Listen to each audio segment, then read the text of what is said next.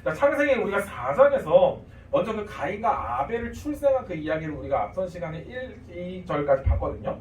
자, 그 앞에서 아담과 하와가 있는데 이 아담과 하와가 하나님과의 그 지켰어야 할 관계, 하나님은 창조주시고 우리는 피조물이다. 그래서 나는 하나님 말씀을 따르는 자이지, 뱀이 와가지고 하나님처럼 되고 싶으면 이거 먹어 하는 말에 현혹돼가지고 나도 하나님처럼 되고 싶어 해가지고 그 창조주와 피조물 사이의 관계를 흐트러뜨리면 안 되는 거예요. 근데 그걸 깨버렸죠. 그래서 결국에는 에덴 동산에서 쫓겨났잖아요.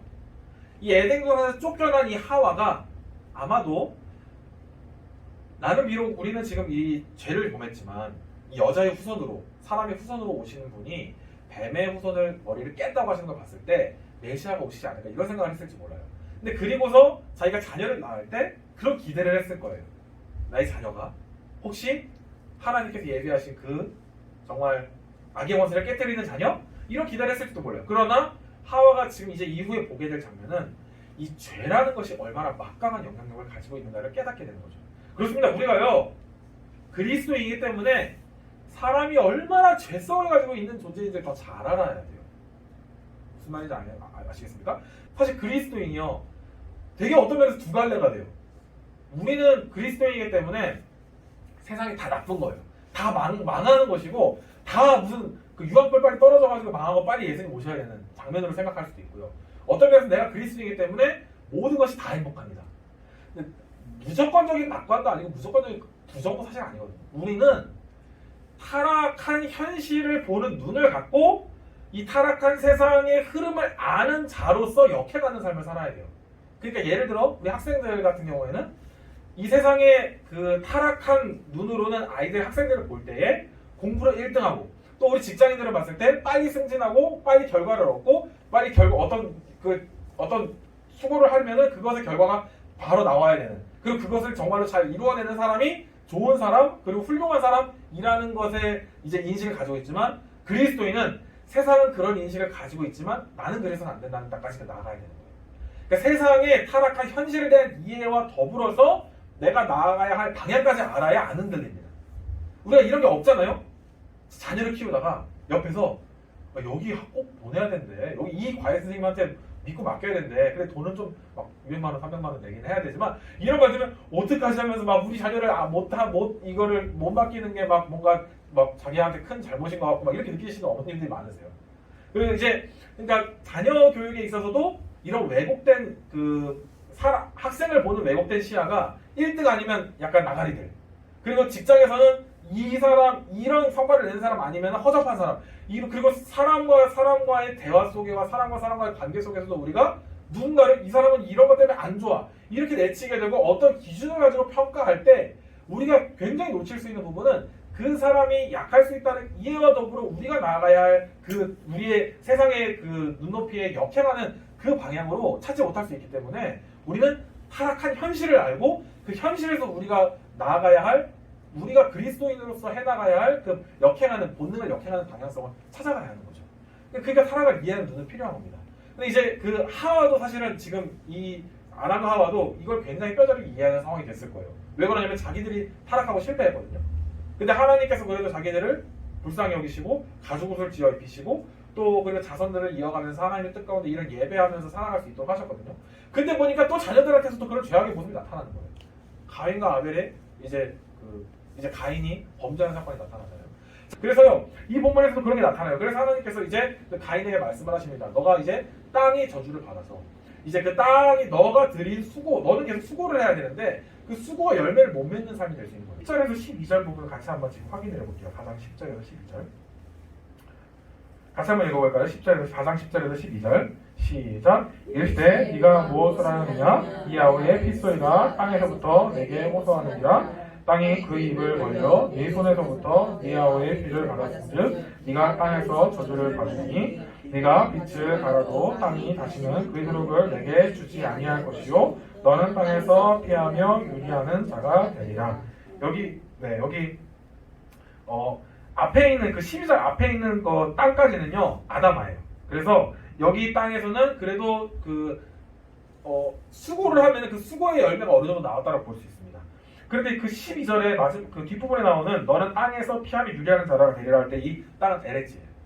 그러니까 우리가 앞에서는 뭐 땅 이야기 하다가 뒤에서 땅에서 피함이 유리하는 자가 된다고 했을 때 사실은 이 그냥 한국말로 봤을 때 잘 확 안 와닿았던 게 다른 언어가 다른 용어가 사용됨으로써 지금 이 그 죄라고 하는 것이 얼마나 안 좋은 것인지를 확인하게 되고 그 죄의 결과가 있다라고 하는 것을 보게 되는 것이죠. 근데 사실요 이미 3장에서도 그 땅이 우리가 수고하지만 그 수고의 열매를 맺지 않겠다라고 하는 이야기를 했어요. 근데 여기서 한 번 더 반복됨으로써 3장과 4장이 둘 다 이제 죄악 그 죄의 결과가 지금 우리가 드린 수고에 비해서 열매 맺지 못할 수 있다라고 하는 것을 말하는 것입니다. 자, 그렇죠. 여러분들의 삶의 자리에서 수고했는데 수고한 것의 열매가 안 맺혀지는 거 혹시 있으신가요? 내가 이 정도 수고를 했어요. 이제 자녀를 키우시는 분들은 내 자녀한테 이렇게 했으면은 자녀가 이 정도는 돼야지 이렇게 생각하실 수 있고, 아니면 내가 뭔 일을 했으면은 물론 그 생각한 대로 되시는 소수의 분들이 있긴 하겠죠. 그러나 많은 사람들이 사실은 거의 대부분의 사람들이 특히 자본주의 세계 속에서는 이제 어떤 소수의 사람들이 그리고 인류 역사에서 거의 대부분의 사람 어떤 그 시스템에서든지 간에 사실은 완벽하지 않은 어떤 그 타락한 세상의 현실이 남아있는 겁니다. 어떤 현실을 살아갈 때. 왜냐면 이 세상은 타락한 세상이니까. 그러니까 어떤 그 세상의 방식으로 따라가더라도 우리는 이제 그리스도인으로서 볼 때에 이 타락한 세상의 문화와 그럼에도 불구하고 그리스도인들이 회복해야 할 사명을 같이 가지고서 바라봐야 하는 것이었잖아요. 자, 그 앞에서요 1, 2, 3장에서는 에덴 동산에 하나님께서 아담과 하와를 두셨죠. 근데 에덴은요 사실 에덴이라는 말 자체는 이제 평지라는 말에 가까운데 이 에덴이라고 하는 말이 이후에 좀 이제 시간이 지나면서는 기쁨이라고 하는 블리스, 이 기쁨과 행복과 관련된 단어로 쓰이게 됩니다. 그래서 이제 기쁨과 행복과 관련됐다고 볼 수 있어요. 이 에덴이라고 하는 것은 결론적으로는. 자, 그래서 이 에덴 그리고 하나님과 직접적인 교제할 수 있는 곳. 하나님께서 그곳에서 이제 그 아담과 하와가 막 그냥 교제를 우리가 상상할 수도 없는 그런 방식으로 교제를 했던 거예요. 자, 근데 이 에덴에서 쫓겨났죠. 범죄에서. 그래서 이제 쫓겨나가지고 아담과 하와가 경작하는 것이 아담아였어요. 아담아. 이 땅입니다. 이 에덴이라고 하는 정말 기쁨의 공간이 있었고 여기서 이제 그 땅을 경작하도록 하나님께서 이들을 만드셨는데 그리고 하나님께서 마치 이게 그 초원을 여기서 아름다운 정원을 잘 갖고 나가서 그 정원을 확대해 나가는 것처럼 우리가 하나님의 통치를 그 에덴에서부터 쭉 확대해 나가는 거거든요. 그게 사실은 요한계시록의 새하늘과 새 땅의 모습으로 아름다운 하나님 나라의 모습으로 궁극적인 회복을 향해서 나가는 그림이거든요. 자, 에덴이 그런 좋은 곳이었습니다. 근데 에덴에서 쫓겨났죠. 그래서 에덴은 그냥 그 공간 자체가 하나님께서 동행하시는 곳이었어요. 하나님께서 거주하시고 하나님께서 움직이시고 하나님과 우리가 함께 다니는 곳이었죠. 그런데 그곳에서 쫓겨나서 이제 아담아라고 하는 땅에서 이제 경작하면서 우리가 이제 타락한 세상이지만 그 타락한 세상에서 살아가면서 그곳에서 하나님의 뜻을 따라서 그 본능이 역행하는 삶을 살아가는 필요가 있었거든요.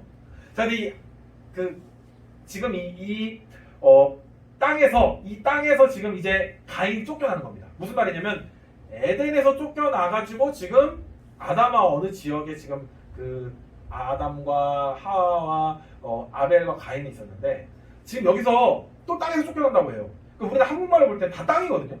근데 그 앞에 있는 땅은 아담하고요. 뒤에 있는 땅은 에레츠예요. 다른 땅입니다.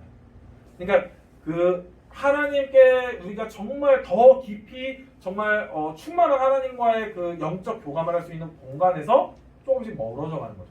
앞에서는 하나님과의 수직적 관계에서의 문제가 발생하고 지금 수평적인 차원에서의 문제가 발생해서 지금 그렇게 우리가 있는 세상이 더 추악한 모습이 되고 더 타락한 모습이 되는 겁니다. 그래서 가인 이후의 그 모습들을 보면은 우리가 그 다음 주에 볼 그 16절 이후부터 보면은 더 세상이 망가져가는 모습 보게 돼요. 그리고 그 이후로 지금까지 왔으니까 우리의 세상의 가운데는 분명히 두 가지 모습이 다 있는 거죠. 타락한 세상의 모습. 그러나 무조건 다 그냥 유황불 떨어져가지고 다 말살되어야 되는 곳이 아니고 이런 타락한 세상 속에서 마치 그리스도인은 가는 곳마다 공기청정기 같은 역할을 해야 되는 거죠. 문화의 공기청정기, 세상의 공기청정기. 그러니까 좋은 그곳을 에덴화시키는 작업을 해야 되고 아담화하는 작업을 해야 되는 거예요. 우리는 지금 이제 그 하나님께서 완전히 하나님과 교제할 수 있는 공간으로부터 떨어져서 우리 지금 하나님께 바로 나가지 못합니다. 물론 예수 그리스도를 통해서 나갈 수 있죠. 그리고 이제 예수 그리스도를 통해서 나아갈 수 있는 우리는 가는 곳마다에서 예수 그리스도라는 중보자를 그 주위 사람들에게 전해서 그들이 있는 곳에서도 이 에덴을 회복시키고 그래서 새 하늘과 새 땅을 향해서 나아갈 수 있는 비전을 갖도록 해야 하는 것입니다. 그 두 가지 같이 있는 것이죠. 세상의 그 죄악됨에 대한 이해와 그 세상의 죄악됨에도 불구하고 예수 그리스도께서 걸어가셨던 삶을 살고자 하는 마음, 그리고 그 하나님의 선하신 성품에 날마다 감화 감동되어서 그것을 따라 살아가는 삶, 그런 것이 우리 가운데 있기를 바랍니다. 우리가 이 시간에 같이 기도하려고 하는데요. 기도하실 때 하나님, 우리가 살아가기에는 너무 만만치 않은 세상입니다. 타락한 세상에 우리가 드린 만큼 바로 좋은 열매가 맺혀지지 않을 때도 많고요. 또 그리고 우리의 마음을 오해하는 사람은 또 왜 이렇게 많습니까? 그리고 우리 마음을 답답하게 하는 일들은 또 왜 이렇게 많이 만납니까? 우리가 또 마음이 어려운 일들을 왜 이렇게 많이 만납니까? 또 이렇게 사회적으로, 정치적으로, 또 국가적으로, 또 여러 가지 면에서 이렇게 우리의 마음을 상하게 하는 일들이 많습니까? 뉴스에도 왜 이렇게 슬픈 일들이 많이 나옵니까? 주님, 이렇게 무너진 세상 같은 그런 범죄한 이 세상을 우리가 살아가지만 세상 안에 살아가는, 세상에 속하지 않은 사람으로서 예수 그리스도 닮아가는 삶을 살아가길 원합니다. 주님, 우리 가운데 세상에 대한 분별력 허락하시고 또 그 분별력을 뛰어넘는 사랑과 주님을 닮아가는 마음도 허락하여 주옵소서. 그렇게 주님의 은혜를 구하면서 같이 기도하시면 나가겠습니다. 기도합니다.